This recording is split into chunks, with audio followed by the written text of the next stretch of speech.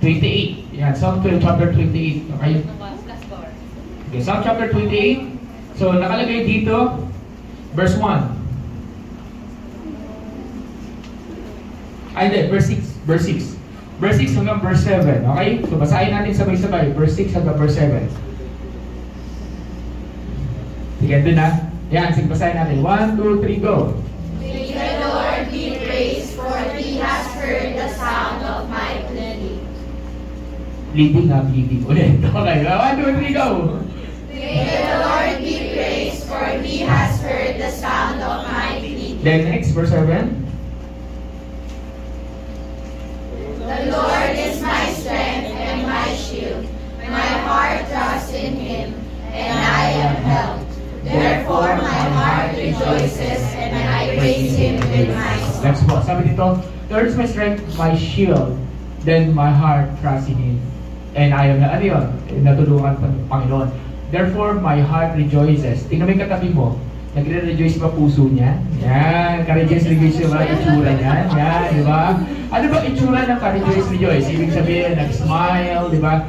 So, a lot of things happen sa week na to. Maraming bagay nangyari, mga bagay na hindi mo inaasahan, mga bagay na ayaw mo.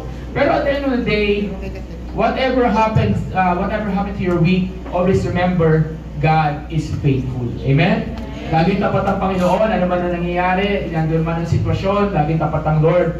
Kaya tayo, nevertheless, maraming konti, we will continue and we will start and keep rejoicing and worshiping the Lord.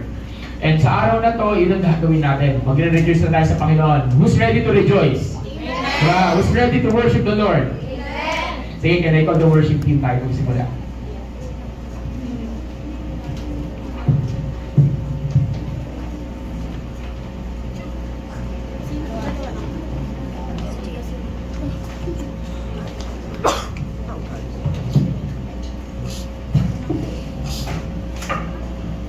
Ayan, amen. So, who's ready to worship the Lord? Amen. Diba? Handa na ba tayo magpuri at i-celebrate ang love ni Lord para sa atin? Diba? As we sing this song, let's feel the strong love of God for us. Amen ba? Come on, let's declare this.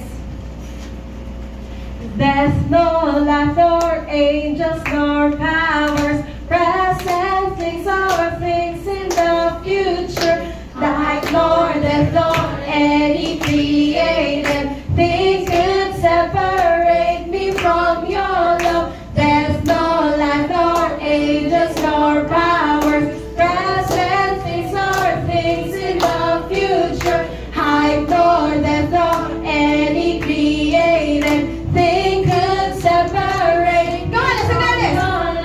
There's no life nor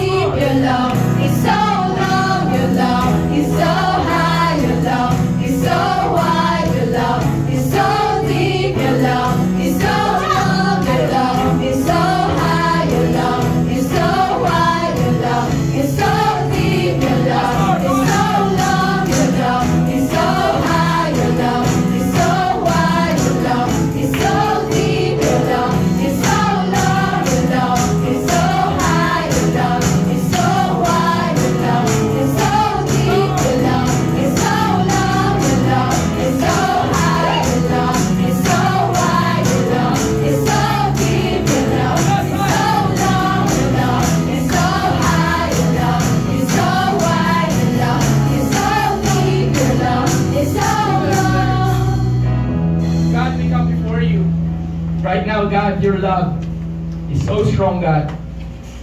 We declare your goodness and love. We declare your love right now. Lord, there's no one like you. Thank you, Jesus. Can I ask everyone, let's lift our hands to the Lord right now for a moment. And let's just declare, God, you are amazing. That your love is high, great, and amazing, and awesome, God. There is no one like you. And here we are, God. We just want to say, thank you, Lord. Thank you, Jesus. Thank you. Before we sing that second song, katayin natin muna ng very amazing, in a very sweet way, yung your love so high. Come on, everyone, let's declare that. In our hearts, let's make it our declaration before the Lord. I just sense it wala sa practice, but let's do that. Your love is so high, your love is so wide, your love is so deep, Come on. your love Worship is so the Lord low, right now. your love is so high, your love is so wide, your love is so Come on, deep, church. your love is so Come on, low, everyone. your love is so high, your love Jesus. is so wide, your love is so deep, your love Come on, everyone. is so Let's declare, let's low, declare. your love is so high, your love is so wide, your love is so deep, your love is so low. Jesus, thank you, God, for your love that never fades. Salamat po, Panginoon. There's no one like you. There's no one like you. And we will praise you again. We will praise you and we will keep praising you. We will not stop praising you, Lord. Come on. Thank you, Jesus. Thank you. Come on, Lord. Everyone, let's worship the Lord.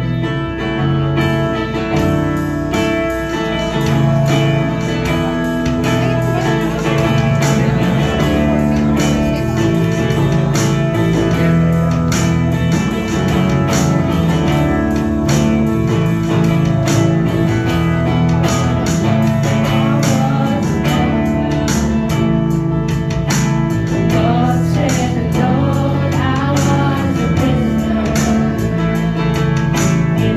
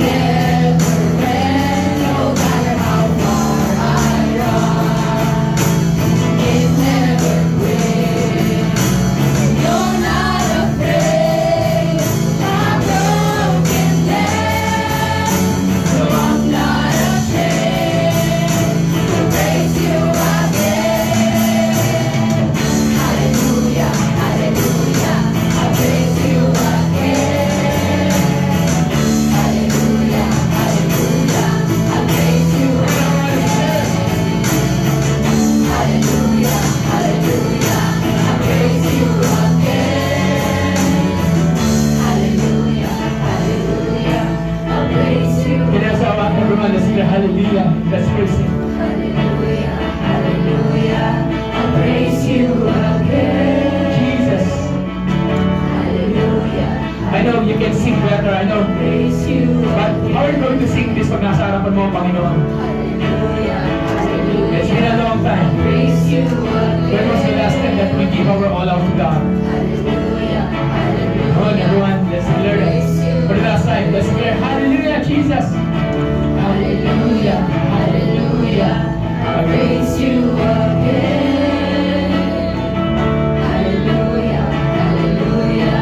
I praise you again. Yes, let's remain standing before the Lord right now. God, ang sarap magpuri sa iyo, Panginoon. Ang sarap magpuri, ang sarap magpasalamat, Lord. And Lord, we just want to say, you're simply amazing. You're simply awesome, God. Thank you, Holy Spirit, for everything. And you are amazing. You're awesome. Right now, God, we desire. Ikaw, Panginoon, yung mamunan you will learn to maghangin right at this very moment. Can I invite everyone? Just think about think about Jesus right now. Let Him reign over your lives. Let Him reign over this moment. Hayaan mo siya lang yung focus mo. Hayaan mo sa Kanya lang yung isipan mo. And lahat ng bagay na gumugulo sa'yo, iwan mo muna. Sabi nga iwan mo muna. At hayaan mo si Lord lang right now. Dear God, thank you. Thank you for this wonderful moment, Lord. You're amazing. You're awesome. Thank you, Jesus. Let's worship the Lord. Let's worship the Lord.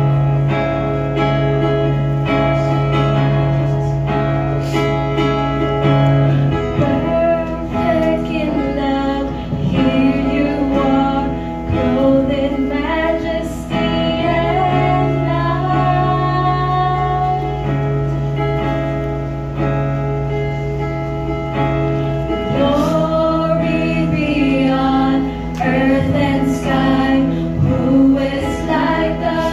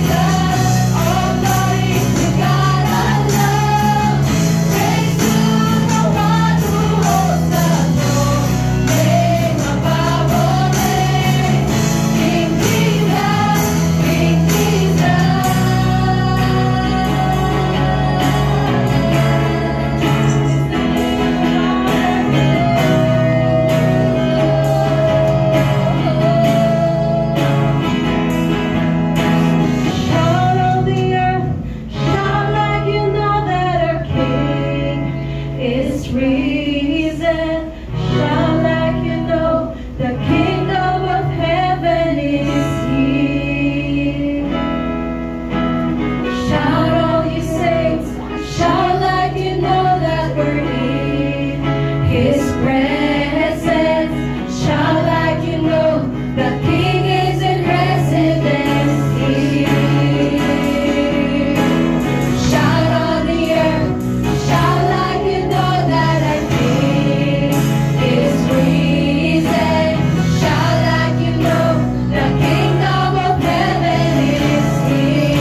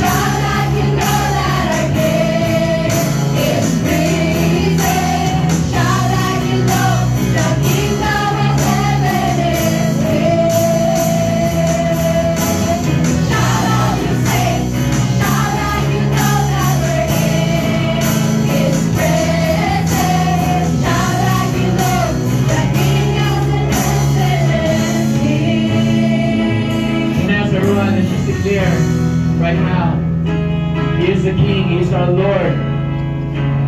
He is mighty, He is awesome. There's no one like Him.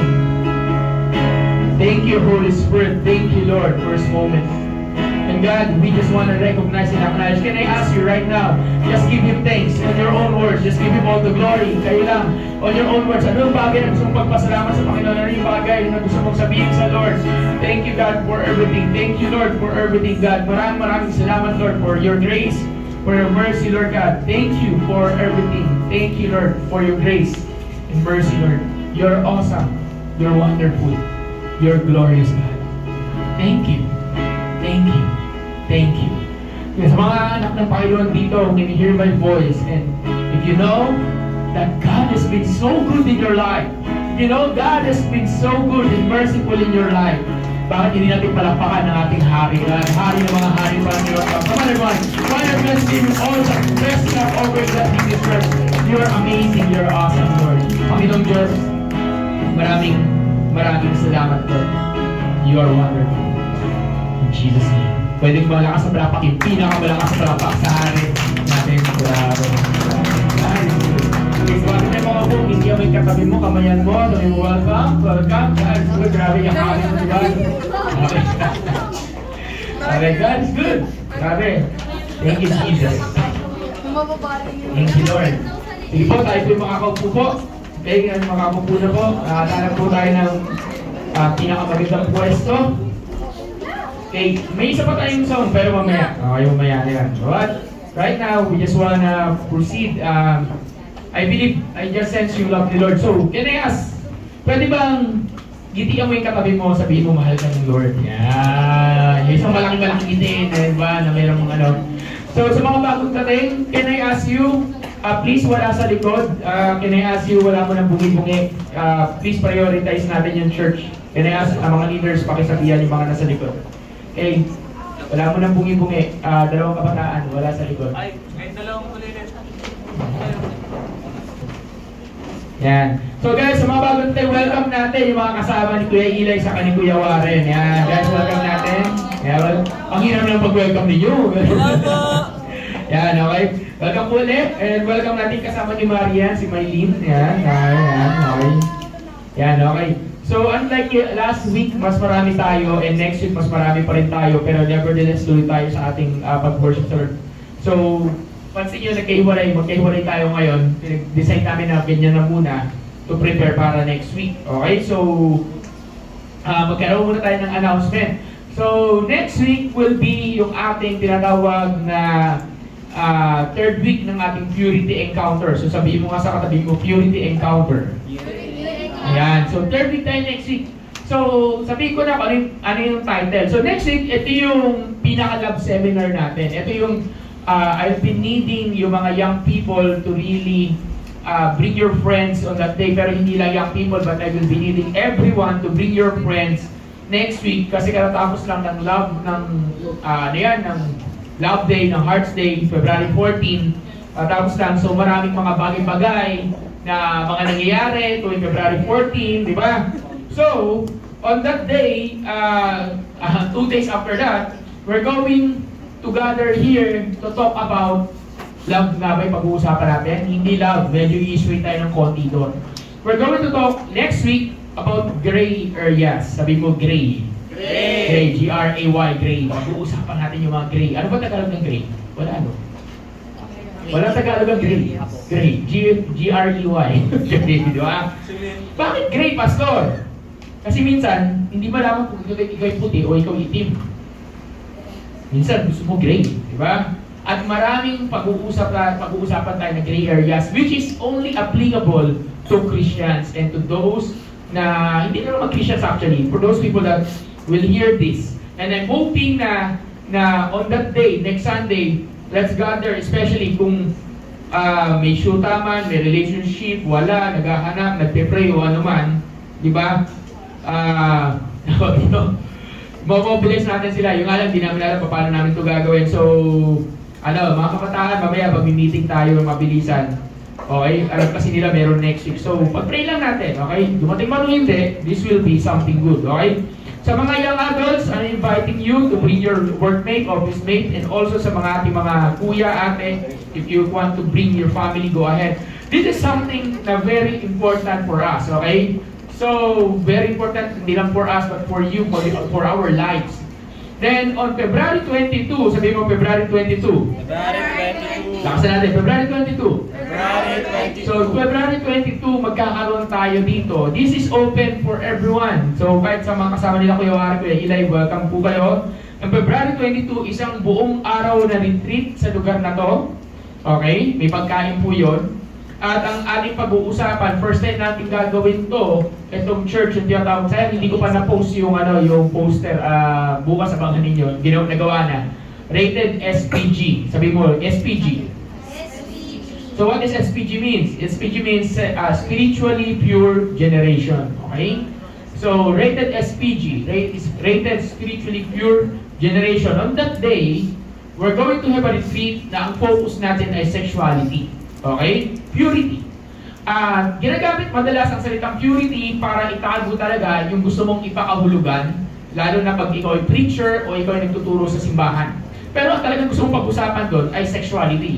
Sa mga hindi nakakaintindihan ni sexuality, sex. Okay? Usapang sex o usapang ano yung merong kinalaman sa purity mo, sa sexuality mo, and so on and so forth.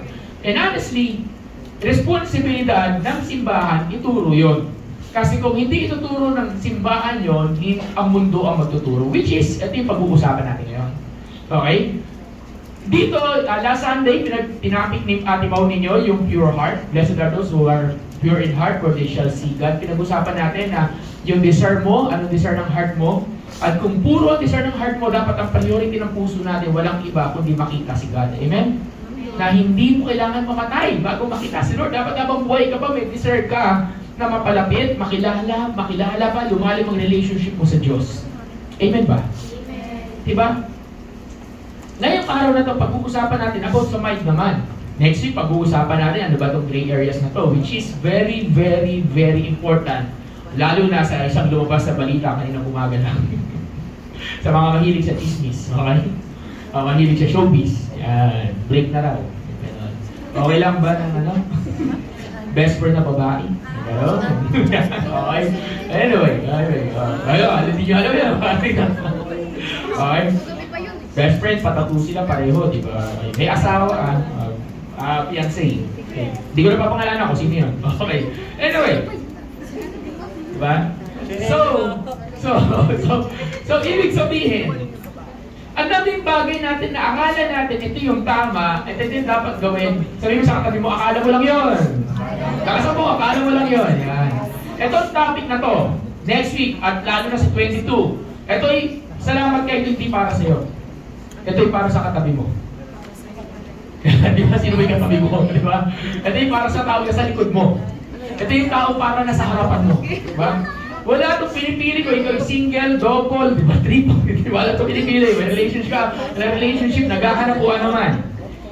Ang topic ng purity ay applicable sa lahat ng buhay at lahat ng ages. So, on February 22, sa mga leaders, workers ng church, you are highly 100% required being asked to come on time. Hindi natin to ginawa for many years. Normally po, pag nag-retreat kami, sinasama lang namin yung maraming pinag-uusapan sa retreaters. May isang ano lang doon, isang subject na ang topic sexuality. Yun lang. Pero ito, from the start to end, we're going to talk about this. Pero, isipin mo to ang natutunan ko po is this. The principle of the Bible is applicable to any areas of our lives. So what is applicable to sexuality is also applicable to other areas of your life. So totoo lang. Halimbawa, talking about identity crisis. Wala kang identity crisis kung ikaw ay alphabet. Alam niyo alphabet? LGBTQ, alphabet to, di ba? Wala kang identity crisis. Kasi di mo lang kung ikaw lalaki, babae, o ano man. Di ba? Wala kang identity crisis doon. Pero may identity crisis ka sa personality mo. Ginagaya mo lahat. Gusto mo gayahin na lang kung sino-sino. So, ibig sabihin, applicable yung mga lessons sa pag-uusapan natin ng 22. So, please lang, sabi mo sa katabi mo, please lang, huwag kang mawawala doon. At on that day, papalayain ka ni Lord. Pero bakit natin hihintay yung 22? Kung ngayon pa lang, pwede ka na palayain ng Diyos. Amen? So, sinong handa na? Ready na ba kayo? Wala pa ako narinig. Ready ba tayo? Sa linggong pong ito, hindi ko alam kung ilang preaching ang na-consume ko, kung ilang oras ang na-consume ko na kanonood ng about na may kinalaman sa love, sa lust, sa sexuality, sa purity, preaching sa YouTube, habang bumabiyahe ako sa cellphone, hindi ko alam, siguro. Hindi ko talaga alam kung ilang oras, basta siguro more than 15 hours, 16 hours, 17, hindi ko talaga alam.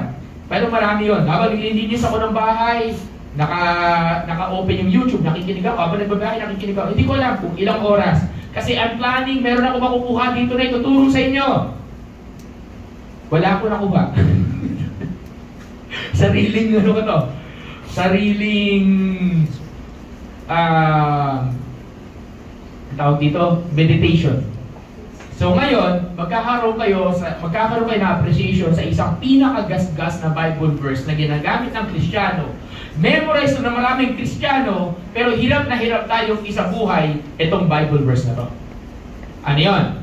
Okay? So, ang title ng message ko sa araw na to is 12-2. 12-2. 12-2. O, diba? 12-2. Bakit 12-2? Bakit 12-2? Kasi, yun yung Bible verse natin. May idea na ba kayo kung ano? Okay. 12-2. Maalala mo to. Pagka mayroong naliligaw ka ng landas, i-revive mo lang yung sarili mo. 12-2. 12-2. Bakit today, chachap-chapin natin to? Kasi Romans 12:2, it talks about our mind. It talks about mind renewal. It talks about changing your mindset, changing the way you think. And ang pinaka-the best dito, it talks about how can we have a pure mind. Sabi mo sa katabi mo, pure mind. Pure mind. Romans 12:2, alam natin doon, sabi, do not be conformed with the pattern of this world, but be transformed by renewing your mind, that you will know the perfect will of God, that is pleasing, good, and perfect. Di ba? Pero ito sa NLT version, which is, sorry, wala akong PowerPoint, nakalagay dito, 12:2, sabi dito, don't copy. Sabi mo, huwag mong kopyahin. Sabi mo, huwag mong kopyahin. Sabi mo, huwag mong kopyahin. Don't copy the behavior and customs of this world. Huwag mo raw kopyahin yung behavior and customs, yung pag-uugali, yung mga kaugalian, yung mga nakasanayan. Diba? Tapos sabi dito, but let God transform you into a new person. Sino daw nagka-transform sa atin? Si God. On your own, may desire ka mag-transform, pero without God, magpo-fall short ka. Kasi sinabi sa 12:2 sabi dito, but let God transform you into a new person by changing the way you think. Ang binabago ni Lord sa'yo para mabago tayo ay ang iyong pag-iisip. Then you will know God's will for you. Gusto mo malaman yung will ni Lord? Magpabago ka. Sabi mo sa katabi, magpabago ka kasi. Pabago ka kasi. Okay. Ano yung will ni God? Ano yung kagustuhan ng Diyos? Ayun ay good, pleasing, at perfect. Lord, may your message be transform lives. And ang prayer ko today, walang uuwi sa lugar na to na hindi nagbabago ang buhay. Hindi nagbabago yung takbo ng isipan natin. So, bago ako magsimula, bago tayo magpatuloy, tingnan mo yung katabi mo, mata sa mata, at sabihin mo, sinusuhin mo to, Sinusuhin mo, sinusuhin mo to, Okay. So, ano ibig sabihin ng copy? Copy means to imitate, to become like that person, or to become like that thing, to become like that idol. That is copy. Sino ang magaling kumopya? Yung totoo. Yung totoo. Sa panahon natin, sino magaling mangopya? Hindi mangopya ng score, hindi mangopya ng grades. Kopyahin mo yung mga, alam mo sino? Yung mga fan ng K-pop. Diba? Maraming fan ng K-pop. Ito, tumamatay lang kasi ni balikan natin, throwback. Tumamatay lang ni Sunshine. Sige, throwback tayo, si Barbie Sue. Okay. Fan ako ng F4 before. Inanood ko yun, ng Nature Garden. Sorry, okay. Ngayon, dati, kaya may tanong ako. Siyempre, Noong panahon na yun, hindi pa kayo buhay, di ba? Di ba? Pitos kayo iba sa inyo. Kayo Warren, yan, sila Warren, buhay na yan. Let's ano ako? Sa mga kabataan ngayon, generation ngayon na hindi naabutan ng F4, kawawa naman kayo. Yan ang ano namin. Yan ang BTS version namin noong unang panahon. Yan yun, okay. Di pumasok yung F4 dito. Yung mga long hair. Ganon. Anong next na nangyari? Ayaw, maya, ano next na nangyari? Maya-maya, umuso na yung mga long hair, umuso na yung mga gano'n, kung ano yung ayos luwas sila yun, kung sino pa man, di ba? So, ano po yun? Di ba pansin nyo, kung uso, nakita mo, idol mo, gagayahin mo. Tama mali. Di ba, pag ikaw cosplayer, nakita mo to, gusto mo, ayun ko costume play, gagawin mo talaga, gagayahin mo. Ang mga magaling manggaya, yung mga fans. Diba? Sino guilty? Diba? Kami sa katabi, aminin, diba? Aminin, ay. Mga fans.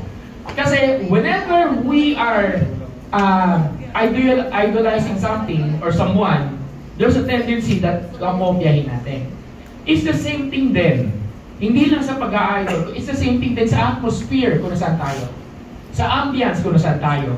Kung ang atmosphere sa inyong classroom ay lahat ng estudyante nagkokopyahan, kahit ikaw'y matinong estudyante at hindi ka kumukopya, ano mangyayari sa'yo? May tendency na mangopya ka rin. O magpakopya. Kung ang atmosphere sa isang lugar ay hindi, okay lang yan, huwag na tayo kumilos, huwag na tayo natamad-tamad, huwag na tayo maglinis, and so on and so forth. Ikaw kahit masipag ka, maapektuhan ka, mai-influensya ka, tama mali. Diba? Or example, pinaka-the best, mga kaibigan mo, barkada mo. Hindi ka mabisyo, pero mabisyo sila. Palagay mo, makakaiwas ka. Yan, diba? Yan. Anong point nun? Para sa atin, there's a tendency at malaki ang tendency yung word na influence. Sabi mo, influence. Influence. So, sabi dito, sinasabi sa Romans 12:2, do not copy the behavior. There's a warning. Do not copy. Sinasabi na Apostle po, huwag niyong kopyahin kasi malaki ang tendency kahit Kristiyano ka na, kukopyahin mo pa rin paano ang takbo ng mundong ito. May tanong ako, your lifestyle today, kamusta ang lifestyle mo? Masasabi mo ba na itong lifestyle mo pattern kay Lord? Pattern sa Word of God? O ito medyo pattern sa mundo? Simplihan natin. Sino dito ang tamad? Yan, tamad, mga tamad. Saan kami ng mga tamad? May sinabi sa Bible, ang tamad ay hindi kakain. Malinaw. So, kaninong pattern ng katamaran? Kanino galing yun? Sa mundo. O, huwag na lang, yung hindi na nag-honor sa mga authority o sa mga sa mga parents, ayan, yung sumasagot sa magulang, ayan, di ba? Kasi nakita mo yung kaibigan mo sumasagot, so ikaw na rin, ay, sumasagot siya, so dapat sumasagot din ako para, di ba? Nagagets niyo? So, kaninong pattern yun? Sabi sa Bible, honor your parents. Sabi sa Old Testament, pag sinasagot mo yung magulang mo, you are stoned to death. Death penalty yung katumbas. Mas madaling kopyahin yung mundo eh. Tama po ba? Mas madaling kopyahin yung mundo. Pero may sinasabi sa Leviticus, verse 11, chapter 40, verse 44 to 45. Basahin nyo na lang. Sabi doon, pinakasama rin doon, be holy, for God is holy. Diba? Kung may kopyahin ka, kopyahin mo ang Diyos. Kopyahin mo yung kabanalan ni Lord. Hindi kopyahin mo yung kamunduhan. Hindi mo kopyahin yung takbo ng mundong ito. So, paano ba? Ano ba yung example pa? Okay, kasi February love month, sabi, okay, love month, total, lahat ng pag ikaw ay hindi pa, wala ka pang shoota, di ba, wala ka relationship, di ba, parang ganon. Hindi ka, hindi ka cool, di ba, parang ganon, parang pag-iiwanan ka. So, kailangan pag nakaramdam ka ng feeling, silbing inspiration yan, you go ahead and so on and so forth. Kasi nakita mo, yun ang ginagawa ng marami sa media, sa showbiz, yun ang ginagawa din. Tama mali? Diba? Diba? Lalo ng mga nanood nung ano ba yun? Yung sa high school. High street ngayon eh, yung dati. Yung yung palabas. Yung puro high school. Ha? High school musical? Hindi, Tagalog. Senior high. Senior high, yun. Ayan, Senior high, yun. Pinopromote nila yun. Honestly, pinopromote nila yun. Question. Pastor, okay lang yun. Ganito, ganyan, ganyan. That's the pattern of the world. But the pattern of God and the pattern of Bible is there's a time for everything. So ang tanong, sino masusunod? Kasi, bakit mas madaling sundan yung mundo kaysa sa Biblia? Simple lang. Kasi yung puso natin somehow nakakonek sa mundo.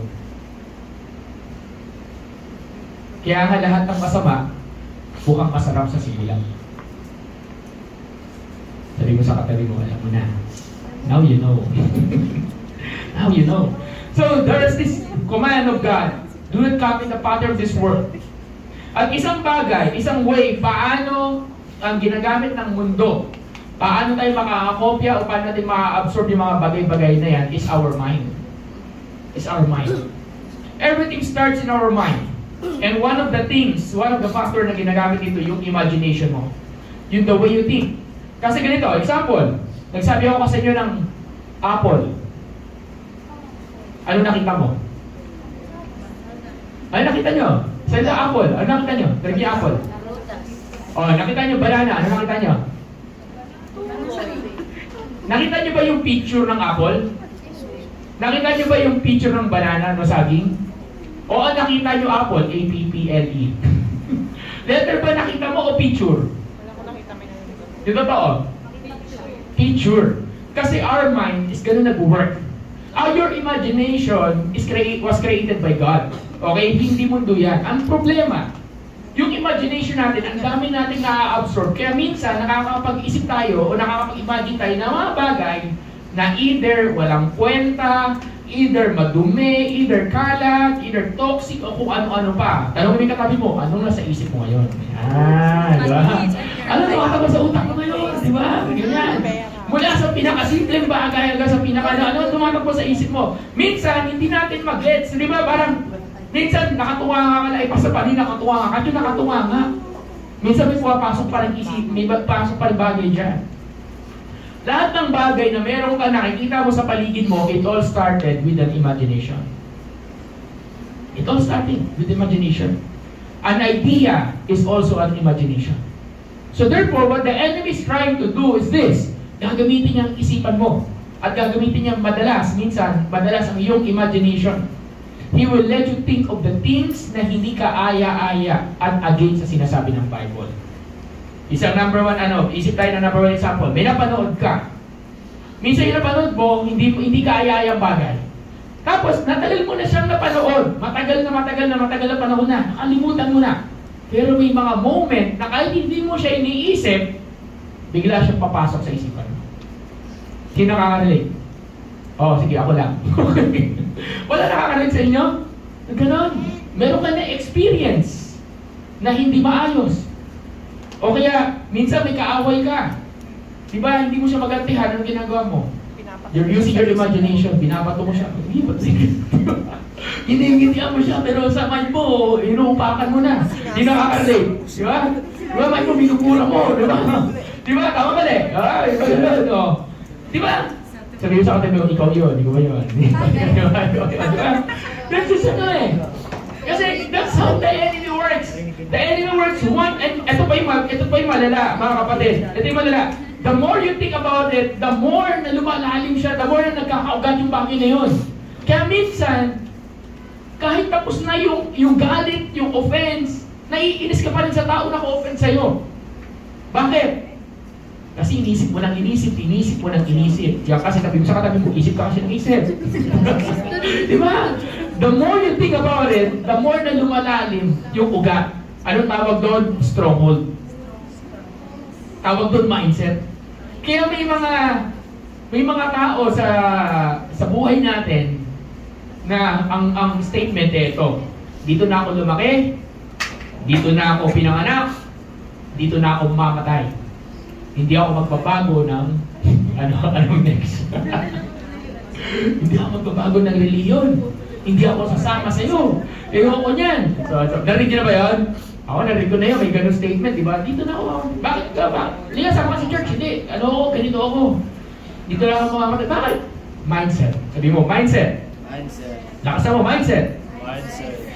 Kung ang tingin mo sa sarili mo, pangit, at talagang in-embed mo na sa sarili mo, talagang inisip mong pangit ka, pangit ka na talaga. Kung tingin mo sa sarili mo, sorry for the word, bobo, magiging bobo ka talaga. Tama mali? Tama. Diba? Pag tiningin mo sa sarili mo, mahirap ka, at wala ka nang ibang inisip, kundi wala kang pera, ano may mangyayari? Ini-imagine ko, wala kang pera. Hindi ba pwede mapupush mo yung sarili? Diba? So, umaset. So, ano nangyayari? Bakit gano'n nangyayari, Pastor? Bakit gano'n? Ganito kasi yan. Una, nagsisimula sa isipan mo. Then, after magsimula sa isipan mo, maaapektuhan ang emosyon mo. The more you entertain the idea or your imagination, it will affect your emotion. And after maapektuhan yung emotion mo, maaapektuhan yung response ng katawan mo. And eventually, maaapektuhan yung actions mo. Tama ba? First in the mind, then in the heart, and in your body. That's it. Hindi ka agad, Pastor, bakit nagkasala ako? Yung katawan ko kasi nagkasala ka agad. Hindi. Bago ka magkasala, nagsimula yan sa utak mo. Diba? Bago ko sabihin na, Pastor, bigla na lang kumilos yung kamay ko, tapos ininom ko na lang yung alak eh. Hindi ganun. Nagkaroon ka muna ng idea. Diba? Karoon ka na hindi, parang masarap ng alak ha. Parang ayoko. Diba? Tapos inintantin mo na yung sige, isang tikim lang, dumikim ka. Nasundan pa. Eventually, di mo alam, naging habit mo na. Tama mali. That's how a habit is being created. It all started with an idea. Kaya sabi mo sa katabi mo, ingatan mo yung pumapasok sa isip mo. Ingat. Amen? Amen ba? Wala ko narinig, parang ayaw nyo na topic. Amen ba? Anong sinasabi ng Bible regarding that? Sa King James Version, 2 Corinthians chapter 10 verse 5. 2 Corinthians chapter 10 verse 5 says this, casting down imaginations and every high thing that exalts itself against the knowledge of God. Tanggalin mo raw, ibagsak mo raw yung mga bagay sa isipan mo na tinataas nito ang sarili nito sa kaalaman, sa kagustuhan ng Diyos. Ibig sabihin, kung nasa isip natin ay hindi kaya-aya sa Panginoon, sabi mo sa katabi mo, ibagsak mo. Lakasan mo, ibagsak mo. Diba? Ano ibagsak? Tanggalin mo. Ini-entertain mo ba eh? Kasi Pastor, masarap mag-entertain. Masarap entertain. Sabi sa Proverbs 27 verse 7, so a man thinks, so he is. Kung ano iniisip mo, yung ka. Sabi rin sa Proverbs chapter 4 verse 23, be careful of how you think. Your life is shaped by your thoughts.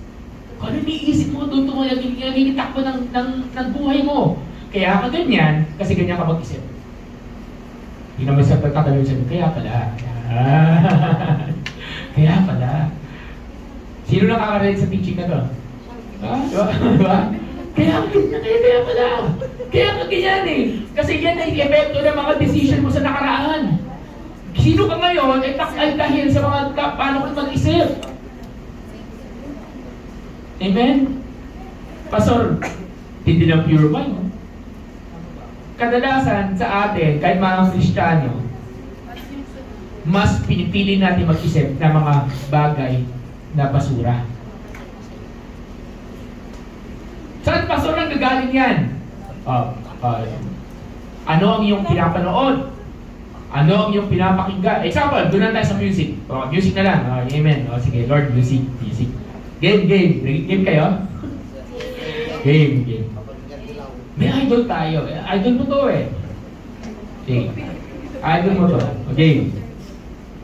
Wait lang nakikinig ako ng SB19. Baka tirahin nyo ako. Okay. Ayan. Okay. Tirahin nyo ako. Okay.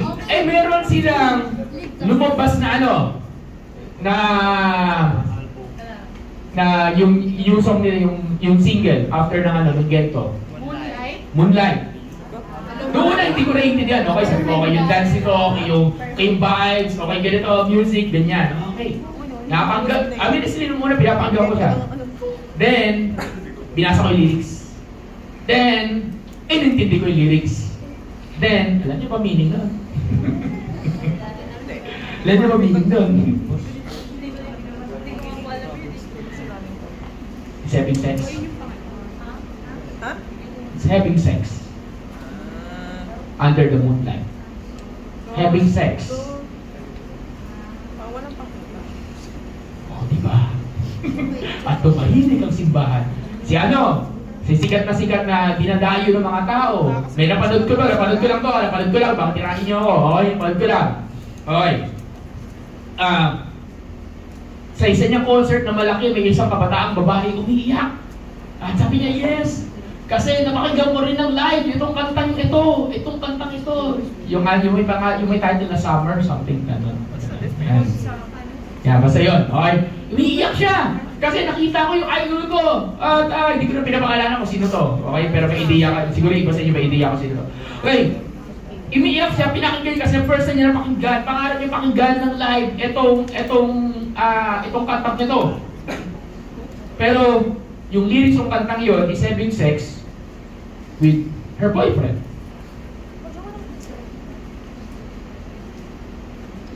Hindi porke idol mo, ipapakinggan mo lahat. Papanoorin mo lahat. A-absorb mo lahat. Pastor, may Holy Spirit naman ako, may filter ako. Next week, pag-usapan natin yan. Hindi porke may Holy Spirit ka, pwede ka gamitin yung excuse para mag-compromise. May Holy Spirit tayo para iiwas ka sa mga bagay na magko-compromise ka. Amen? Ano rin? Amen ba? Amen. Ano bakit? Kasi ganun mag-work ang kaaway. Hindi ka niya bibiglain. Sabihin mo sa katabi mo, dahan-dahan yan. At sabihin mo, may araw ka. May araw ka. Di ba? May araw ka. So, amen ba? So ano ba yung customs and pattern of this world? Ang mga customs and pattern of this world are those things that doesn't glorify God. Napakarami. Pero, ito'y kakategorize natin sa tatlong uri. Sa 1 John chapter 2 verse 16, sabi dito, verse 16 ba ito? Yes. 1 John chapter 2 verse 16, ito yung, simulan natin ng verse 15. Ating mo pa-check. 1 John chapter 2 verse 15. Simulan natin ng verse 15. Pakibasa. Ayan, okay. 1, 2, 3, go. Do not love the world or the things that... Ano ba sabi? Ano ba sabi sa simula? Ano? Pakilakasan. 1, 2, 3, go. Do not love the world or the things that belong to the world. Okay? Tuloy. If anyone loves the world, love for the Father is not in him. Okay? Tuloy. Because everything that belongs to the world... Ayan, verse 16. Ito daw meron sa mundo. Ano yung 16? The lust of the flesh, the lust of the eyes, and the pride in one's lifestyle is not from the Father, but is... Sabi mo, lust of the flesh. Sabi mo, lust of the eyes. And pride of life. Okay. Yan tatlong bagay na yan. Lust of the flesh, lust of the eyes, lust of pride of life. Yan yung nasa mundo. Ano yan? Lust of the flesh. Yung gutom ng laman mo. Yung gusto mong gawin. Pag sinabing lust, kinukunik natin lagi yan sa sexuality. Pero hindi lang naman yun eh. Marami ang lust. Basta ito yung dinanais na pagbigyan mo yung pleasure ng laman mo. So minsan yung katawan natin naghahanap yan, whether music, whether sex, whether kung ano pa man, minsan kahit pagiging workaholic. Diba? Lust of the eyes, ano yung tinitingnan ng mata mo? Sabi sa Bible, Pastor, kailangan huwag ka tumingin sa babae, magiging adultery. Hindi mo naman problema yun. Pero tuwing makakakita ka ng mga hindi babae, example, lust of the eyes, ano yun? Nagnanais maangkin. Like for example, nakakita ka ng gadget, buti pa siya meron. Dapat ako din meron ganun. Diba? Nag-overlap yun, ha? Ano yung pride of life?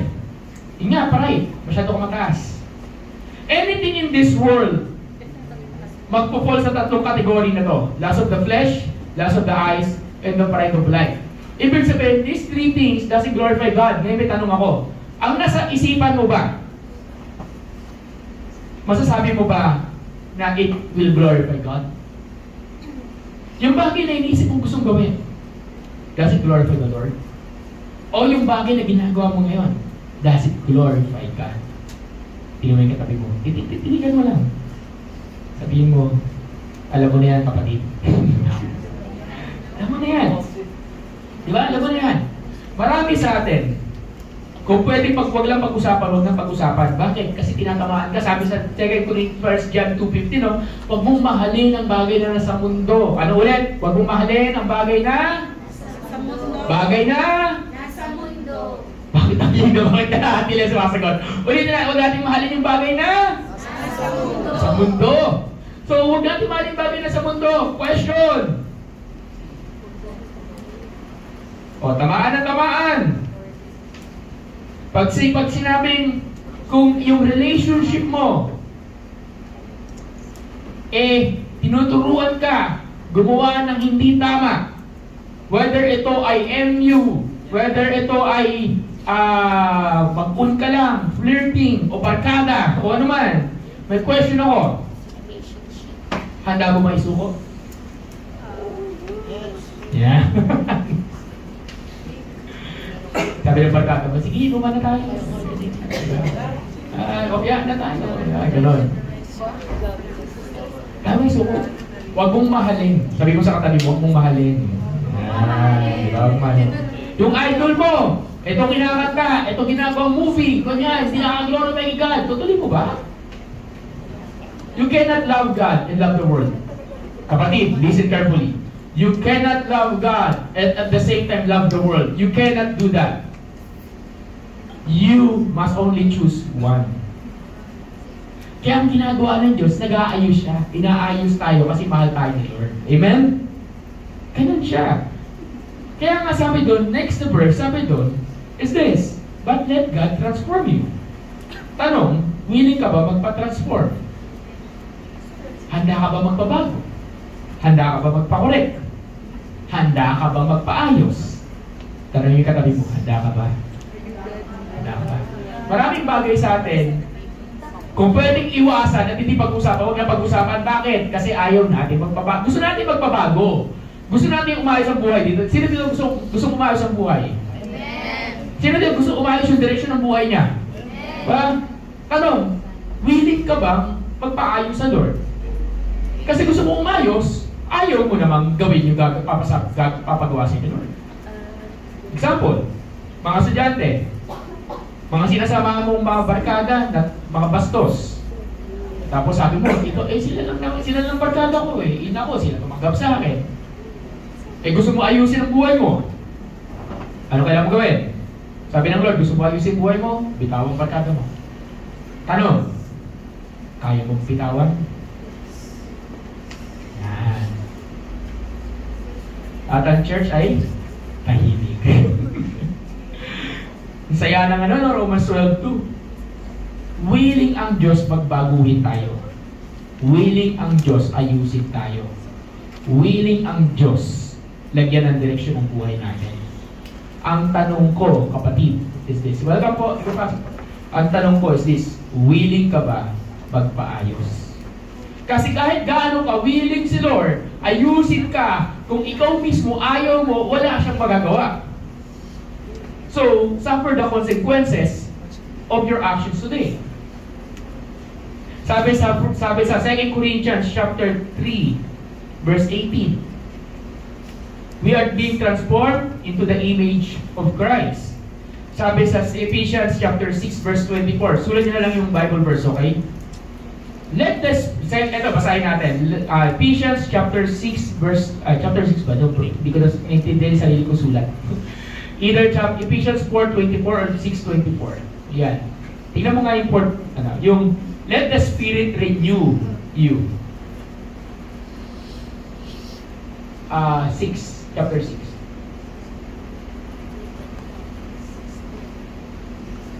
Hindi ko naintindihan sa sarili ko sulat, sorry. 6:24. Ayun, 4:24 na yan. Kasi dito, nakalagay dito sa 4:24, pakibasa din. Sige, chapter 4. Yan. You put a new man and one created to God likeness in righteousness and purity of the truth. Sa NLT version, sabi dito, let the Spirit renew you, your thoughts and attitudes. Doon. So, you put on the new nature created to be like God. Ayan, yan yun. Okay. So, it is God who wants to transform you. Ang question is, handa ka ba magpabago? Sabi mo sa katabi mo, pabago ka naman kapatid. Then, James 4:7. Ito yung isang Bible verse, then we're going to end. Bible verse na medyo ayaw natin na gusto. Sabi sa James 4:7, submit to God. Sabi mo submit. Lakas mo, sabi mo submit. Sabi dito, submit to God. Resist the devil and he will flee from you. You resist the devil and he will flee from you. Pag-usapan natin next week, huwag kayo mawawala.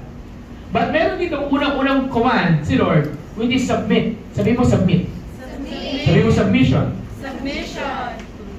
Sabi mo sa katabi mo, sumunod ka sa Lord. Mga kapatid, tingin sa akin. Tayo po kasi, ano nangyayari sa atin? Meron tayong bagay na gagawin. Either, yung gusto ko masusunod. At kadalasan, and all the time, yung gusto natin ang nasusunod. Tama mali? Yes. Ngayon, pastor, ano ba yung gusto ni God? Actually, dalawang bagay. Unang-una, alam mo yung sinasabi ng Bible. So therefore, mayroong gusto si Lord. Yung sinasabi ng Bible. Pero kahit hindi mo ba alam yung page to page, yung every pages of the Bible, sa puso mo, may nilagay si God dyan. Alam mo kung anong tama at mali. Alam mo kung yung bagay na ginagawa mo, gusto ni Lord. O ayaw ni God. May tanong ako. Alam mo naman na ayaw ni Lord, nakokonsensya ka, nagigilty ka, nakoconvict ka, nakokondemn ka. Question, bakit mo pa rin ginagawa? Parang ready na rin. O, di ba? Question, di ba? Alam mo naman, minsan pa, pinagtatanggol mo pa, di ba? Pinaglalaban mo pa. O, bakit ikaw? Di ba? Bakit ikaw? Bakit sila? Bakit ganyan? Mali. Di ba? Bakit gano'n? Ngayon, gusto mo umayos. Mga kapatid, listen to me very carefully. Everything in this world might be good at first. Nasimula lang yan. Masaya ka ngayon. Tatawa ka ngayon. Ngingiti ka. Enjoy life now.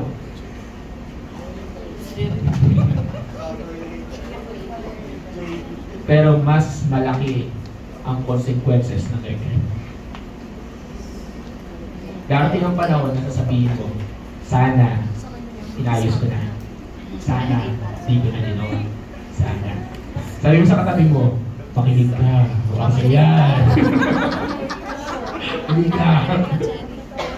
Amen, di ba? Amen. So sabihin natin, submit to God. Sabihin sa katabi mo, pagalitan mo, submit ka na kasi.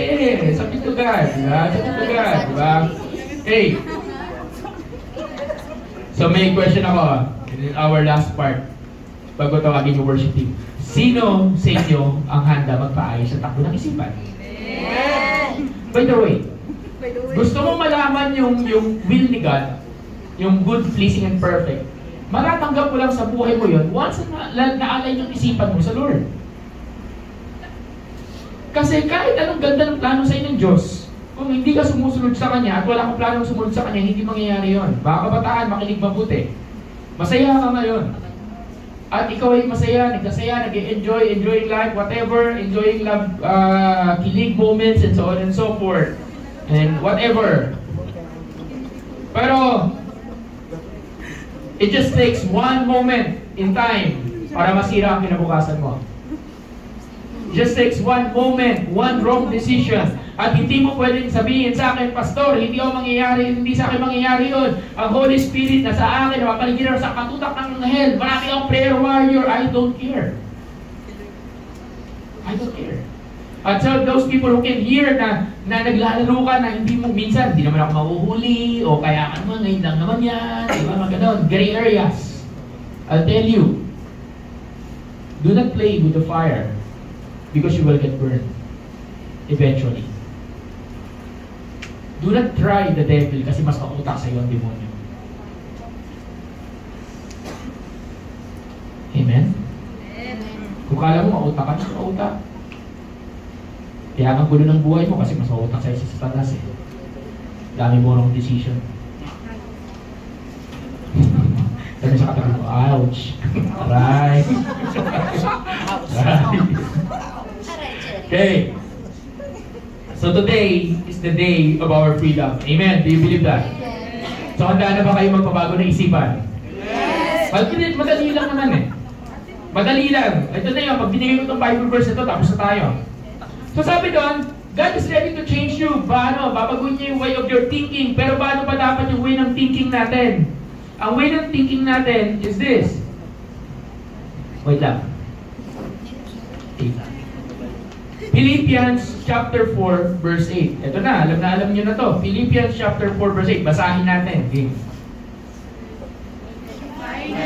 Basahin natin sabay-sabay. 1, 2, 3, go!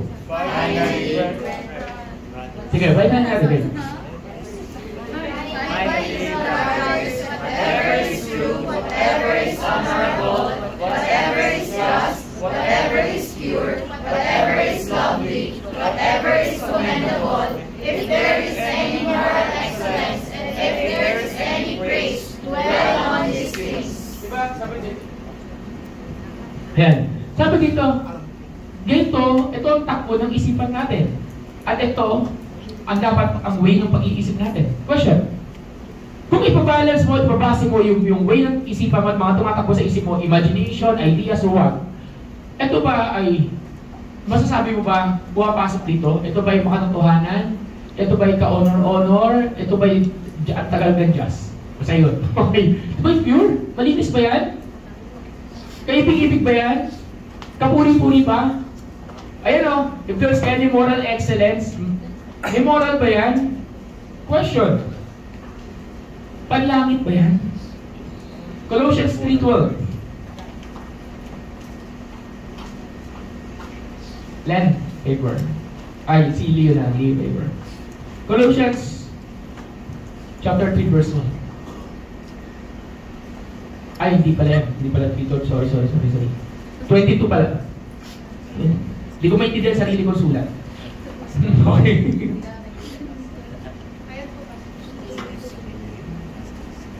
Hindi yan. Sige. Hindi ko talaga maintindihan sarili kong sulat. Okay, yan na. Okay. Mamaya, bigay ko. Sabi doon, the think of things that is in heaven and that is from above and not on the earthly things. Okay? So, makita mo yun, hanapin mo na lang. Okay? Think of the things that is on above, on heaven, and not on earth. Meaning, panlangit. Sabi mo sa katabi, panlangit na isipan. So, let's end here. Tingnan mo yung katabi mo. Huwag kang tingnan nyo. Yung katabi mo, tingnan mo. Para mo konsensya lalo. Okay. Yaman. Tapos, bulungan mo. Sabihin mo yung mga salita to. Alam ni Lord. Alam ni Lord. Alam ng Diyos ang mga bagay-bagay. Wala man na nakakakita niya, pero nakikita ni God. Ang mensahe nito about the purity mind, about the pure mind, is this. Everything that we're doing, it all starts in our mind. Everything who you are, it starts in your mind. Diba? Every actions and everything na nangyayari sa buhay mo, it starts in your mind. So therefore, ang solusyon din, magsisimula saan? Sa isipan mo. Diba? Hindi mo maiiwasan dumako ang ibon sa sanga. Pero ibang usapan, kung hahayaan mo to magbuo ng pugad sa sanga. Hindi mo maiiwasan dumako ang mga impure thoughts, mga isipang hindi makalangit. Mga isipan na hindi na-against sa Philippians 4:8. Basahin niyo yung Philippians 4:8, yun ang memory verse natin, church. Philippians 4:8. Diba? Yan yung mga bagay na hindi mo maiiwasan. Diba? May mga maiisip ka madumi, maiisip ka nakakainis, nakakairita, may mga mai-imagine ka mapapanood, and so on so forth. Hindi mo maiiwasan yun. Okay lang yun. Sabi mo sa katabi mo, okay lang yun. Hindi mo maiiwasan na may dumaan na maganda mapapatingin ka. Hindi mo maiiwasan may nag-drive ka, may makita kang billboard kung saan halos naka-overnight na doon. Hindi maiiwasan yun. Hindi mo maiiwasan na makarinig ng mga music na nagpo-promote na mga music na hindi maganda. Hindi mo maiiwasan yun. Okay? Pero, ibang usapan when you start to entertain it. It's a different story. What do you mean entertain, Pastor? May dumaan na magandang babae na patingin. Mama ka, ganda. Nasabihin ka na. Mga lalaki, nagagawin nyo. Okay, hawakan nyo pa kayong yung mukha. Pagkalilingon. Aminin ko, minsan nagano'n din naman ako eh. Okay? Hindi ko sinabi na kaubad Hindi ko sinabi pinagdanasaan. Maganda lang. Nagtitika ulit. Sabi nila, ang scene second look. Sabi nila sin second look. Actually, hindi second look. Ang sin is when you start to entertain something in your mind. May dumaan na gwapo. Napalingon ka, di ba? Nakita mo. O, sabi ko, parang okay yun na. Sino kaya yun? Nakalingon ko. Di ba? Di ba? O, di ba? Ganun. Diba? O, second look, third look, tinitigan mo ka. Pero pag ibang bagay din, tinitigan mo, tapos nag-i-imagine ka na, ayun na, nagbubabal sa harapan mo, ganito, ganyan, di ba? Di ba yun? That's a different story, di ba? Okay? Anong point nun? When you start to entertain things, hindi mo maiiwasan magalit. Hindi mo maiiwasan mainis. Hindi mo maiiwasan mairita. Parang tulad lang kanina kausap ko, pinagsabihan ko, di ba? Nagagalit ako. Yan, nagagalit. Ba't ka nagagalit? Di ko rin alam. Di ko pa ilabas eh. Okay lang naman yun. Sabi sa kanabi ko, okay lang yun. Hindi dininigat yung emotion mo. I-acknowledge mo yung emotion mo, okay lang kung hindi ka okay. Okay lang na may dinadaanan, okay lang. Pero, the moment you dwell, sabi ko dwell. The moment na natili ka doon ka na lang. Kapatid, listen to me, it will eventually destroy your life. Why? Because anything that is not from God is created for your destruction. Anything that is not from God will eventually destroy you and God's plan in your life. Eh, Pastor, sila nga nakabangon eh. Ako pa. Sila nga nakabalik sa church. Ako pa. Ibig sabihin ba, kunyari may tumalon dito, nalaglag doon, napilay, tapos sa buhay. Tatalon ka rin? Ganun ba yun? Hindi. Hindi porque nangyayari sa kanya, mangyayari sa'yo. Siya nga, nung matanda, doon lang nagbago ng utak eh. So ako din. Kaya pagkatapos ito, bigla ka namatay. Di ba? Bigla ka naupo, hindi ka na nagising. Wawa ka naman. Ano point ko? God is ready to do something. But my prayer is this. Na handa tayo sumuko sa Kanya. Handa tayo sumuko sa Kanya. So today, we're going to pray that the Lord will change our mind. Your mindset. So kinasabi tayo tumayo.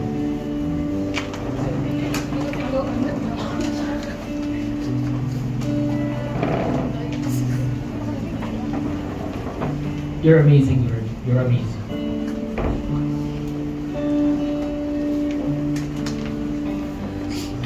Kaya isang bagay na I want you to understand is this. God is ready to change us. Kaso, kahit ano pa pinagdadaanan mo, kahit ano pang bagay na yan, I just wanna assure you, without our participation, wala mangyayari. So today, my prayer is this, magsasabit tayo sa Lord. On your own, di mo kaya magbago, promise. Hindi mo kaya. Sinubukan ko na yan eh. Maraming beses na. Pero nung natutunan ko na it is God who wants to change me, at ang kailangan ko lang gawin is sumuko sa Kanya. And I'm starting to see change. Huwag niyo sabihin, dahil pastor ka, pastor. Hindi ah. Kahit nga pastor eh. Lalo pastor ka, ang daming kailangan baguhin sa'yo. So I don't know kung anong nasa isipan mo o anong takbo ng isipan, ano yung nangyayari sa buhay mo. I don't know. But God wants to do something. So my prayer this afternoon is, may the Lord set you free. Are you willing to be set free? So we're going to pray. Hallelujah. Lord God, we come before you. Thank you for this awesome presence. Lord, ibang klase ka. Gusto mo kami magbago kasi may magandang plano ka sa buhay namin. Gusto mo kami umayos kasi may magandang plano sa buhay namin. So therefore, God, here's our mind. Here's our mind. We surrender this to you. Sabi sa Philippians 4:8, whatever is true, whatever is noble, whatever is right, whatever is just, lovely, commendable, praiseworthy. Sabi mo, Panginoon, think of such things, Lord. Lord, help us to think of those things because we cannot do it on our own. Para masyado magulo yung isipan namin. Minsan ang daming tumatakbo, minsan ang daming laman, minsan ang daming bagay na hindi naman dapat nandun. Nag-focus sa amin para ma-stress, ma-anxious, matakot o ano pa man. Minsan naaapektuhan na yung buhay namin. At kami ay ganito sapagkat ganito ang takbo ng isipan namin. But right now, Lord, my prayer is this.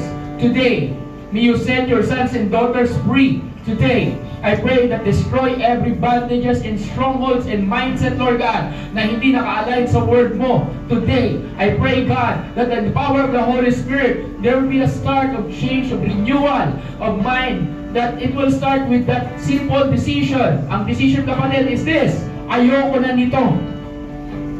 Na kung ganito yung iniisip mo, ganito yung nangyayari sa buhay mo, ganito yung response sa katawan mo and actions mo and everything, make a decision in your mind, make a decision in your life. At sabihin mo lang, ayoko na nito. Enough is enough. Ayoko na ng porn. Ayoko na ng lust. Ayoko na ng greed. Ayoko na ng offense. Ayoko na ng kung ano pa mang bagay yun. Until you make a decision, ayoko na ng bisyo, ayoko na ng bad influence, and so on and so forth, until you make a decision today na ayoko na ng wrong relationship, ayoko na ng wrong people, and so on and so forth, until you make a decision. God cannot do something. It all starts with you making a decision, and today is the day. Whether ito'y matagal na sa Lord, o whether ito'y first time mo dito, I want to have an invitation right now sa iyo, nasaan ka man. Right now, you who can hear my voice, just talk to God, just tell Him, Lord, ayoko na nito. Ayoko na ng ganitong buhay. Ayoko na ng ganitong mindset. Ayoko na ng ganitong identity. Ayoko na nito. And until you say no to sin, until you say no to the pattern of this world, until you say no to the customs and behavior of this world, walang magbabago. And today, God, we are saying no to this world. We're saying no to the lust of the flesh, to the lust of the eyes, and to the pride of life. We are saying no to the sins, oh God, that doesn't glorify your name. Ayaw na namin ito, Panginoon. Ayaw na namin ng mga bagay, Lord God, na hindi kaaya-aya sa inyo. Ayaw na namin, Lord, ng mga bagay sa isipan namin na hindi nagbibigay ng kawalatian sa iyo, Panginoon. Ayaw na namin ng mga bagay, Lord God, that hurts you, Lord.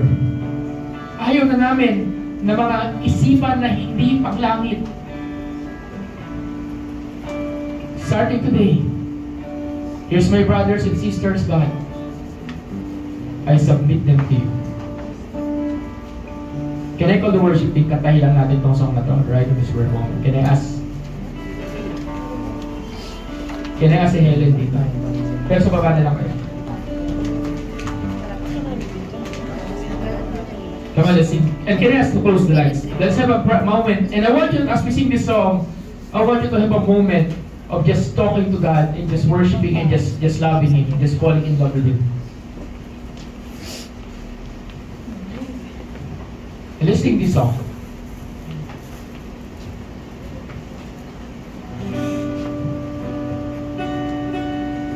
Dear God, we come before you today. Because of the love of God, that's the reason why He wants to transform us. Come on, everyone. Let's worship the Lord.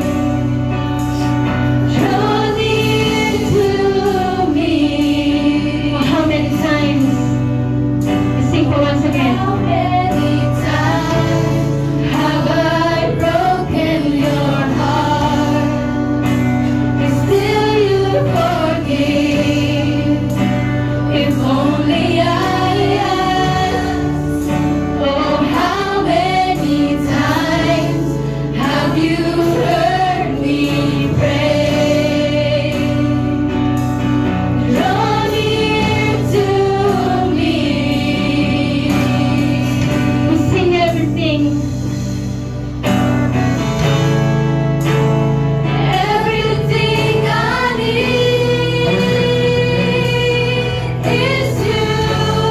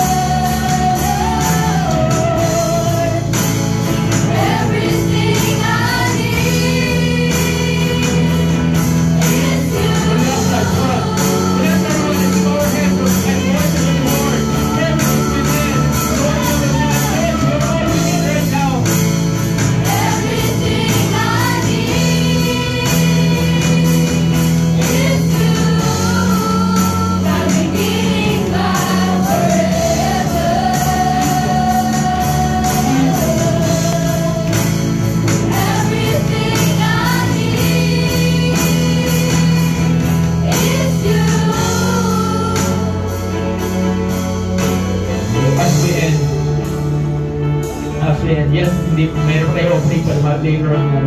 But now as well, this moment, that's the reason Jesus died for you and me. Because of His love.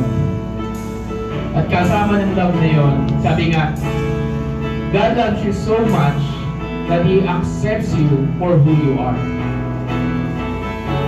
But God loves you so much as well that He doesn't want you to stay the way you are.